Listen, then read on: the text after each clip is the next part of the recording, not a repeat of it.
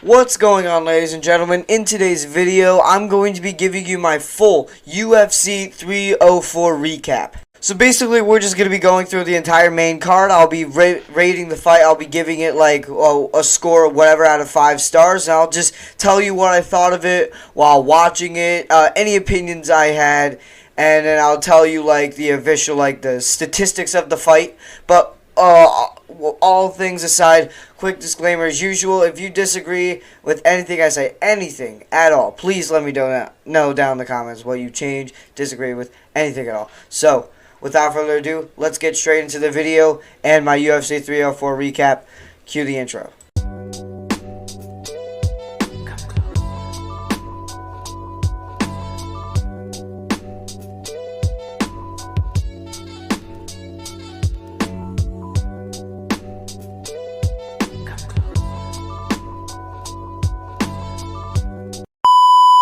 Alright, so starting off, we have the first fight of the main card. We have Arnold Allen defeating Giga Chikadze, I think is how you pronounce his name, via unanimous decision. Obviously, you had the opening odds being widely in Allen's favor. You had it being minus 238 in Allen, and then plus 195 for Chikadze. I thought Arnold Allen put on an excellent performance and he just took anything that Chikadze threw at him. Obviously, Arnold Allen landing a total of 61 strikes and Chikadze landing 39. Significant strikes overall. Arnold Allen landed 61 and Chikadze landed 38. So not only did Arnold Allen look more dominant, but the statistics say that he was more dominant in the fight too. I mean, hats off to Arnold Allen. He did a phenomenal job. What's next for him? I'm not really sure. I think him and Yair Rodriguez would honestly be a really good fight. I'm not picking Brian Ortega because he already has a fight coming up. But with the UFC fight card with Sean O'Malley and Merab Dvalishvili. But I think is how you pronounce his name. But overall, I would like to see him step in the octagon with Yair Rodriguez soon. I think that would be a phenomenal fight. But overall, Arnold Allen deserved this win. Congrats to him.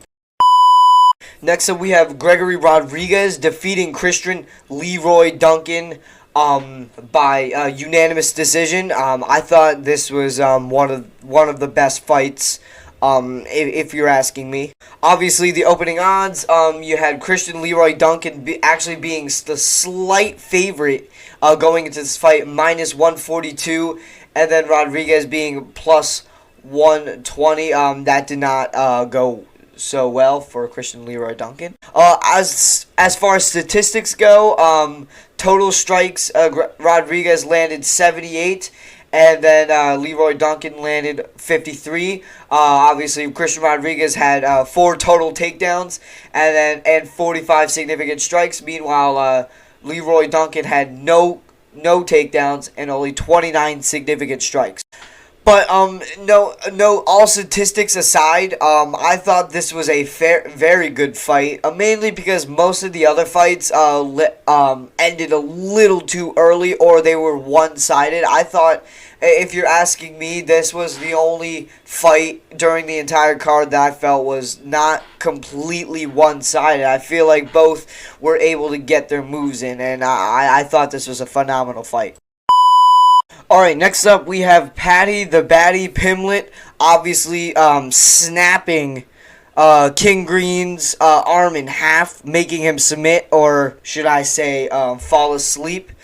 Obviously making him submit. I thought this was a little bit back and forth at the start, but at the end it really made me cringe seeing him in that arm bar and seeing his arm just snap right in half. I thought Paddy the Baddy Pimblett did a very good job at controlling him on the ground. As for statistics, Bobby King Green obviously went into the favorite in this fight, minus 125, and Paddy Pimblett obviously going in as the underdog, plus 105. That did not really play out well for King Green. King Green obviously landing 15 strikes, and Paddy the Baddy Pimblett only landing 10. King Green getting a takedown, which did not work out so well for him, as well as having 15 total significant strikes. Meanwhile, Paddy the Baddy Pimblett only landing 8. As far as the striking goes, it didn't look like that Paddy Pimblett had it fully under control with the striking and everything. But obviously, he's dominant on the ground like we know and love him to be. He controlled King Green very well, was able to reverse it and get him into the armbar. I think it was King Green, passing out because of the pain of the armbar. And as I mentioned, his arm was just snapping in half, dislocated his elbow. It was just very nasty to see. And as they raised Paddy's hand, he tried to shake hands but couldn't because his arm was just hanging down. It was completely dead, so he had to do everything with his left hand. So obviously, this means that Paddy Pimblett will be inside the top 15 since he beat a top 15 competitor, as well as Paddy Pimblett, according to UFC.com, got one of the Performance of the Night awards. So congrats to him. Alright, next up we have our co-main event, which is Tom Aspinall knocking out Curtis Blaydes inside the first minute of the first round. What a performance by Tom Aspinall. As far as statistics go, Tom Aspinall went into this fight as the heavy favorite, minus 355. Meanwhile, Curtis Blaydes was a plus 280 underdog, as deserved.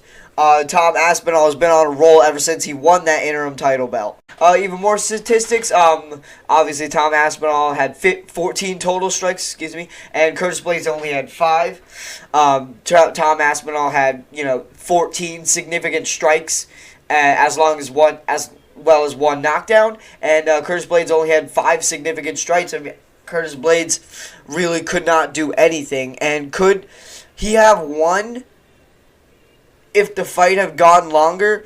I don't know. It was way too short to tell, and Tom Aspinall really made a statement. And as for Tom Aspinall's future, I really hope that we see him inside the octagon with Jon Jones very soon, because that would be an amazing fight. A matter of fact, I think Tom Aspinall potentially could be the one to beat Jon Jones.